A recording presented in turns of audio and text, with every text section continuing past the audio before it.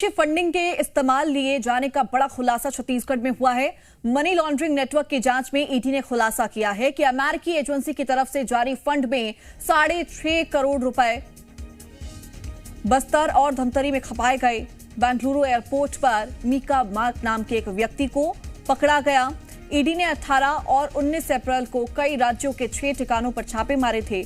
जांच में यह भी खुलासा हुआ कि विदेशी बैंक डेबिट कार्ड से भारत में बड़ी मात्रा में कैश निकाला जा रहा था। यह मामला द टिमोथी इनिशिएटिव नाम के संगठन और उससे जुड़े लोगों से जुड़ा है, जो ईसाई धर्म के प्रचार प्रसार के लिए काम करता था। देखिए, अमेरिकी एजेंसी के तार यहां पर जुड़े हैं। बस्तर और धमतरी में यह फंड खपाया जा रहा था। आपको बता दें, ईडी ने 18 और 19 अप्रैल को कई राज्यों के 6 ठिकानों पर छापे भी मारे थे। जांच में कई बड़े खुलासे भी हुए थे। खुलासा ये भी कि विदेशी बैंक डेबिट कार्ड से भारत में बड़ी मात्रा में कैश को लगातार निकाला जा रहा है। तो अमेरिकी एजेंसी की तरफ से ये फंड जारी बस्तर और धमतरी में इस फंड को खपाया गया है। छत्तीसगढ़ में विदेशी फंडिंग के इस्तेमाल में आने की खबर काफी चिंता का विषय है और ज्यादा जानकारी देंगे जी मीडिया संवाददाता राजेश निषाद। राजेश, ये पूरी खबर क्या है?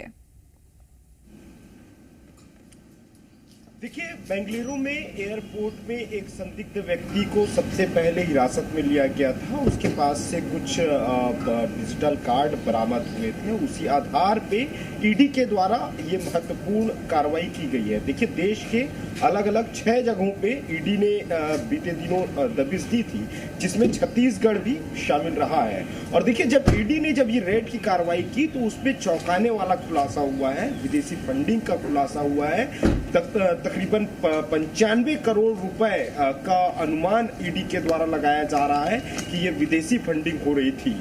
और देखिए, जिस संगठन का नाम निकल के आ रहा है, जो एनजीओ निकल के आ रहा है, वो एनजीओ बताया जा रहा है ईसाई मिशनरियों का वो एनजीओ है। और फिलहाल ईडी की टीम के द्वारा जांच पड़ताल की जा रही है। लेकिन सबसे हैरानी की बात यह है कि जो जांच हुई, जो तथ्य निकल के आए और जो डॉक्यूमेंट्स ईडी को बरामद हुए, उसमें तकरीबन 6.5 करोड़ रुपए छत्तीसगढ़ के धमतरी और बस्तर में कहीं न कहीं निकाले गए हैं। इसकी जानकारी ईडी को लगी हुई है और ईडी ये कहीं न कहीं अंदेशा लगा रही है कि जो अर्बन इलाके हैं, खासकर नक्सल प्रभावित जो इलाके हैं, वहाँ जिस तरह से ये पैसे का लेन देन हुआ है, तो वो जांच में जुटी हुई कि आखिरकार इन पैसों का किस तरह से लेन देन हुआ है, किस उद्देश्य से लेन देन हुआ है। तो देखिए, बड़ा खुलासा ईडी के द्वारा किया गया और माना ये जा रहा है जैसे जैसे जांच आगे बढ़ेगी, जांच के बाद कई और भी चौंकाने वाले खुलासे होंगे। इस पूरी रेड की कार्रवाई में ईडी ने 40 लाख रुपए नगद बरामद किए हैं,